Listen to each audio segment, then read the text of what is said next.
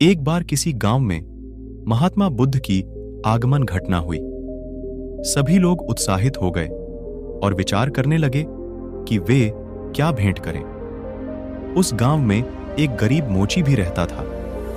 उसने अपनी योग्यता और समर्पण के साथ एक बहुत ही महत्वपूर्ण योगदान दिया। आइए कहानी का शुरू करते हैं। एक बार किसी गांव में महात्मा बुद्ध का आगमन हुआ। सब इस होड़ में लग गए कि क्या भेंट करें। इधर गांव में एक गरीब मोची था। उसने देखा कि मेरे घर के बाहर के तालाब में बेमौसम का एक कमल खिला है। उसकी इच्छा हुई कि आज नगर में महात्मा आए हैं, सब लोग तो उधर ही गए हैं, आज हमारा काम चलेगा नहीं, आज यह फूल बेचकर ही गुजारा कर लें। वह तालाब के अंदर कीचड़ में घुस गया, कमल के फूल को लेकर आया, केले के पत्ते का दोना बनाया और उसके अंदर कमल का फूल रख दिया। पानी की कुछ बूंदें कमल पर पड़ी हुई हैं और वह बहुत सुंदर दिखाई दे रहा है। इतनी देर में एक सेठ पास आया और आते ही कहा, क्यों फूल बेचने की इच्छा है? आज हम आपको इसके 2 चांदी के रुपए दे सकते हैं। अब उसने सोचा कि 1-2 आने का फूल, इसके 2 रुपए दिए जा रहे हैं। वह आश्चर्य में पड़ गया। इतनी देर में नगर सेठ आया। उसने कहा, भाई फूल बहुत अच्छा है, ये फूल हमें दे दो, हम इसके 10 चांदी के सिक्के दे सकते हैं। मोची ने सोचा, इतना कीमती है यह फूल? नगर सेठ ने मोची को सोच में पड़े देखकर कहा कि अगर पैसे कम हो तो ज्यादा दिए जा सकते हैं। मोची ने सोचा, क्या बहुत कीमती है ये फूल? नगर सेठ ने कहा, मेरी इच्छा है कि मैं महात्मा के चरणों में यह फूल रखूं, इसलिए इसकी कीमत लगाने लगा हूं।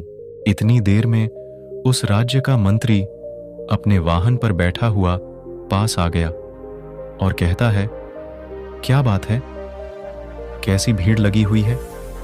अब लोग कुछ बताते, इससे पहले ही उसका ध्यान उस फूल की तरफ गया। उसने पूछा, यह फूल बेचोगे? हम इसके 100 सिक्के दे सकते हैं, क्योंकि महात्मा आए हुए हैं। ये सिक्के तो कोई कीमत नहीं रखते।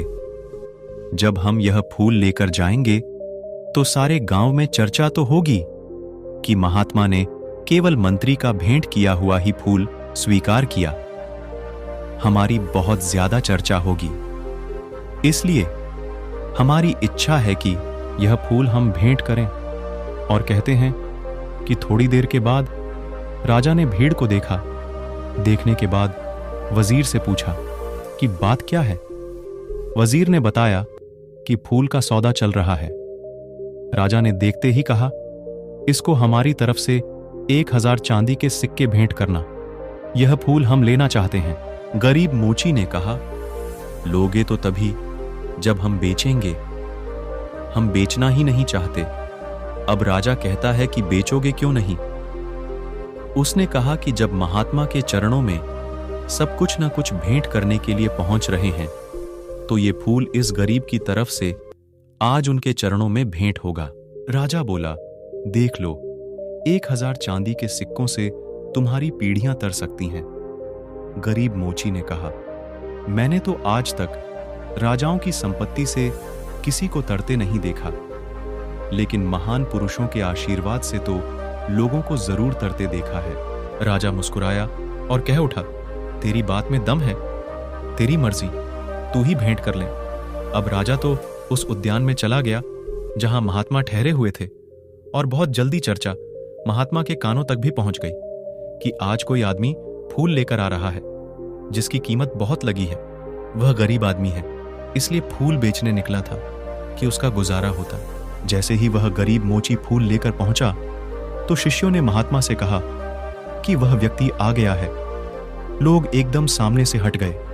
महात्मा ने उसकी तरफ देखा। मोची फूल लेकर जैसे पहुंचा तो उसकी आंखों में से आंसू बरसने लगे। कुछ बूंदें तो पानी की कमल पर पहले से ही थीं, कुछ उसके आंसुओं के रूप में ठिठक गई कमल पर। रोते हुए इसने कहा, सबने बहुत बहुत कीमती चीजें आपके चरणों में भेंट की होंगी, लेकिन इस गरीब के पास यह कमल का फूल और जन्म जन्मांतरों के पाप जो मैंने किए हैं, उनके आंसू आंखों में भरे पड़े हैं, उनको आज आपके चरणों में चढ़ाने आया हूं। मेरा ये फूल और मेरे आंसू भी स्वीकार करो। महात्मा के चरणों में फूल रख दिया। गरीब मोची घुटनों के बल बैठ गया।